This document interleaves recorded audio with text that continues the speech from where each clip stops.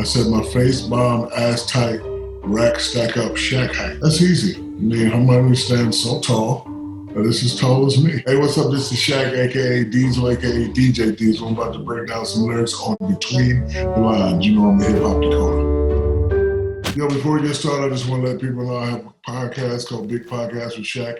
You can find it anywhere that you listen to podcasts. Real dope.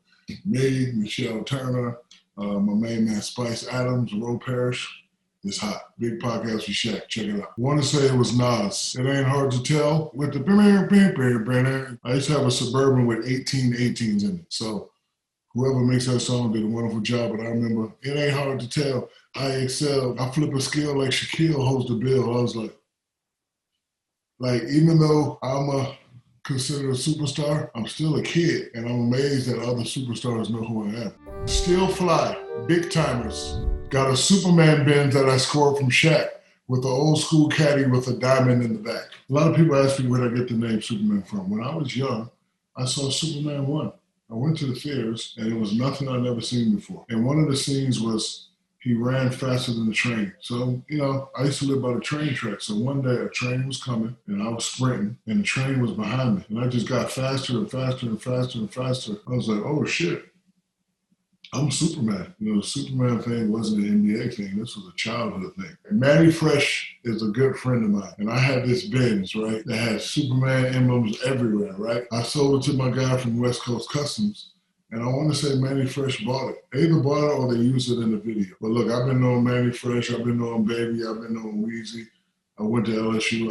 I've watched all those guys from Louisiana grow up. Master P, all those guys. And it was an honor, for them to say my name. Cardi B. I said my face bomb, ass tight, rack stack up, shack height. That's easy. I mean, Hermione stands so tall. It's as tall as me. I realized I was taller than everybody else was probably the age of 13. I know I was tall, but when I was 13 and the next friend was down to my waist, I'm like, damn, I'm tall. And I'm getting taller. Hello, Cardi B. I love you. I've met her many times. She's been so nice to me. We know similar people. And I remember when my financial guy called me, he said, hey, I'm representing Cardi B now.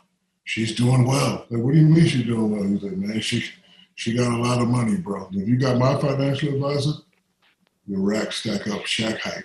I love the dope, the Notorious B.I.G. We hit makers with acres, roll shakers in Vegas. You can't break us. Lost chips on Lakers, gassed off Shaq. This was probably the time where we had a hot team, but we were getting swept in the playoffs. Because remember, when me and Kobe first got there in 96, our first 3-4 years, we got swept every year. Utah 1 year, San Antonio 1 year, but everybody thought we was the team to beat because of myself and Kobe. So I'm not mad at that, Eric. Lost chips on Lakers, gassed off Shaq. Because when you don't win as a Laker, it's my fault. I'm cool with that lyric. A lot of people ask me about the studio session with Biggie, and it went like this. After I heard him say, I'm slamming brothers like Shaquille. Shit is real. I contacted all my friends in New York. Get in touch with Puff, get in touch with Big. So I had a guy named Frank who was managing me at the time, rest in peace. Him and Puff was cool. So Frank called me and they said, hey man, we got Big. Pick a beat. You can't stop the rain. Because I was like, he's a big man. He's Reign Supreme. I'm the big man. I'm Reign Supreme. So that's where we got the title from and the song. I did my verse right away. Nah, this ain't good enough for Big. Like, listen, you got Big coming to the studio. I know I'm not going to be even nowhere close to Big, but I got to be right under him. I played it for him, and he should start doing this. And this face in hip-hop, like it's cool. He was like, okay, big dog. I had a pen in the pad and said, here you go. My engineers, he'll be in the next room. When you need him, just hit the button. And he started laughing. No, man, I'm ready to go right now. He went in there, one take, and then we listened to it a few times, and then I was like, Big, he's like, oh yeah, that's right, for the kids. And then he went back and did another verse. So I'm the only one that got the original verse, and I'll never play it. Because he said he went in. Breathe easy, Jay-Z. Suckers get your weight up, not your hate up.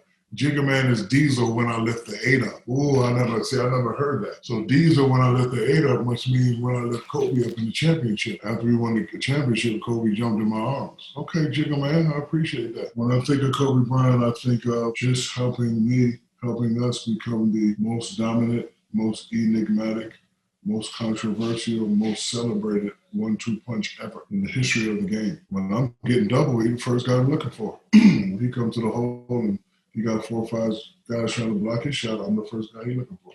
You ain't got to agree on things, and you ain't got to, do certain things. You just have to respect each other and stick to the task at hand. And that was winning championships. A lot of the stuff that you guys knew about was exactly what I was doing. Marketing. I say something, he say something. We wanted the world to focus on us, and it worked. We won 3 out of 4.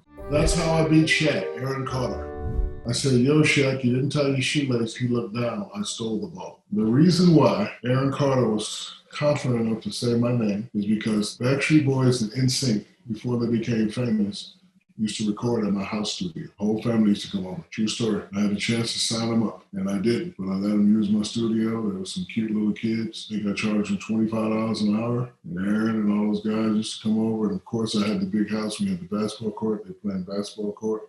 So then when Aaron Carter was making it, this is the song he chose to do. And that's why I was in the video, because I knew him. See, a lot of people don't know that, but NSYNC and Backstreet Boys recorded their first albums at Shaq Studios. Smooth Dude, Y&J.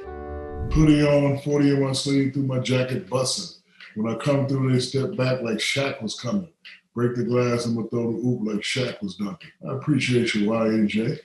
A lot of people did step back when I came through, because I'm coming to put these in your face. You understand what I'm saying? The first time I broke the glass in the game, I felt so powerful. I've seen Daryl Dawkins do it, and I love the power he played with. And I just felt so powerful. So after celebrating, you look at everybody's face. Oh, they think I'm powerful too.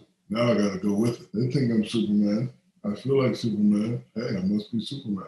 So now every time I dunk, I try to get the same feeling. I bent like 10 or 15 rims. I broke like 6 or 7 backboards. So I got my fair share of, destroying basketball equipment, but like it just made me feel so powerful.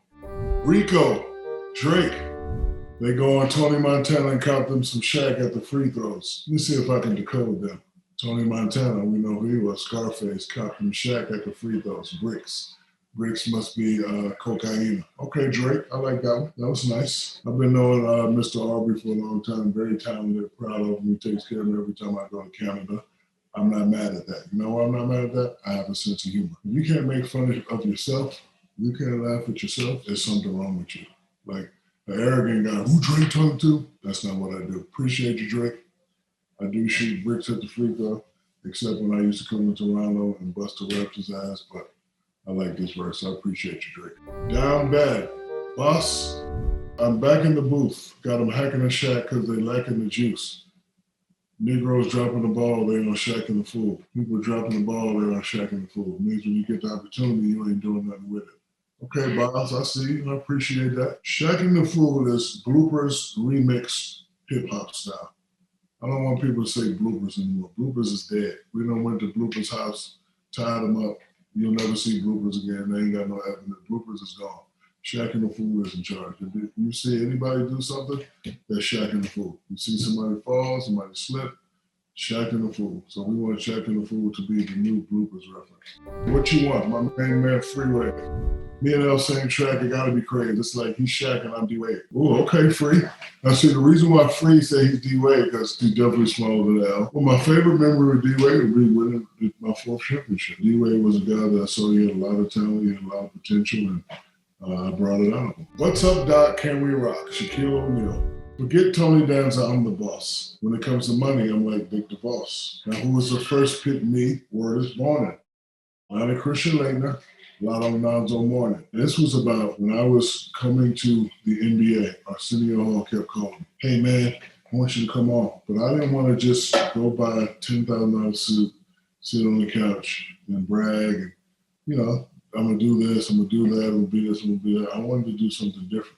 So he kept saying, what do you want? I said, I want to rap with my favorite rap group.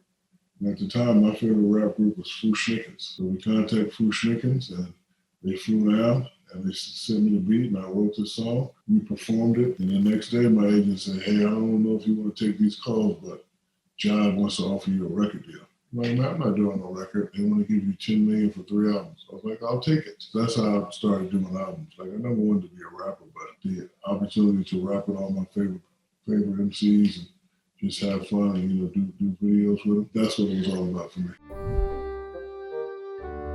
I appreciate all the lyric mentions. Again, I'm not sensitive, so say whatever you want. As long as you say my name, I'm happy. You're not gonna hurt my feelings. The Drake line was a line that you probably had to figure out, but since I'm a hip hop decoder, I already figured it out. But look, Shaq shot bricks from the free throw. Okay, whoop he freaking do.